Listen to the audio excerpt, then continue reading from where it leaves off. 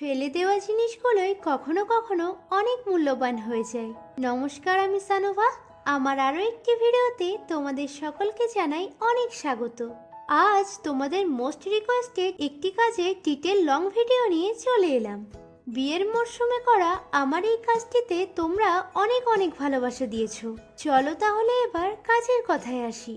তো এই বরবউটি বানানোর জন্য আমি বেসিক্যালি গ্লুয়ের ফাঁকা বোতল ও ফয়েল পেপার ইউজ করেছি। আর যেটা ছাড়া এত সুন্দর একটি লুক আনা সম্ভবই নয় সেটি হলো ক্লে। অঘ্রাণ মাস মানেই বিয়ের মাস, চারিদিকে ভেসে আসছে শুধু বিয়ে বাড়ির গান। এমন সময় ভাবলাম একটা বরবউ বানালে কেমন হয়।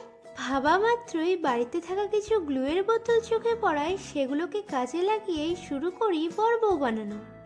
আর এই গ্লুয়ের বোতল দিয়ে পুতুল কিন্তু আমি এর আগে অনেকবার বানিয়েছি। সে কারণেই গ্লু শেষ হলে আমি ফাঁকা বোতলগুলো অনেক যত্ন করে রেখে দিই।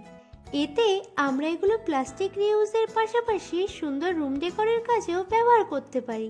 দেখো, তোমাদের সাথে কথা বলতে বলতে আমি বরবউ দুটিকেও বানিয়ে নিয়েছি। ক্লেটি ভালোভাবে শুকিয়ে গেলে কালার করে নেব। আচ্ছা, তোমরা কোন কোন জায়গা থেকে আমার ভিডিও দেখো অবশ্যই জানিও। এবার কালার করতে করতে চলো তোমাদের করা কিছু কমন কোশ্চেনের অ্যান্সার দেওয়া যাক। তোমাদের থেকে যে কোশ্চেনগুলো আমি সব থেকে বেশি পাই তার মধ্যে ফার্স্ট কোশ্চেন হলো, আমি যে ক্লেটি ইউজ করি সেটির নাম কি আর কোথায় পাবে। আমার প্রায় প্রত্যেকটি লং ভিডিওতেই আমি এগুলোর অ্যান্সার অলরেডি দিয়ে দিয়েছি, তাও তোমাদের জন্য আরও একবার বলে দিচ্ছি।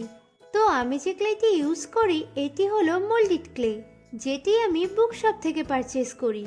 তোমরা এটি অনলাইন বা অফলাইন শপে ইজিলি পেয়ে যাবে। এরপর ক্লেটি কিভাবে রেডি করবে সেটি সম্বন্ধে ডিটেলে আমার প্রথম লং ভিডিওতে বলা আছে, চাইলেই তোমরা শুনে আসতে পারো। তোমরা চাইলে ক্লে নিয়ে একটি ডিটেল ভিডিও নিয়ে আসবো। আর থার্ড কোশ্চেন হলো, আমি কি কালার ইউজ করে থাকি। তো আমি ক্লের ওপর অ্যাক্রিলিকের ফেব্রিক কালার ইউজ করি। এটাও তোমরা যে কোনো বুক শপে পেয়ে যাবে। দেখো, কথা বলতে বলতে আমার বরকনেও প্রায় তৈরি হয়ে গেছে।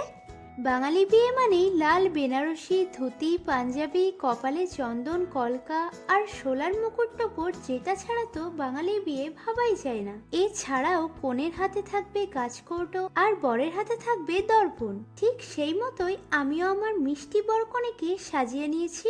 তো এই বরকনে আমি কিভাবে বানালাম আশা করছি এত অবধি তোমাদের কাছে ক্লিয়ার। তো আমার মিষ্টি বরবউকে তোমাদের কেমন লাগলো অবশ্যই জানিও।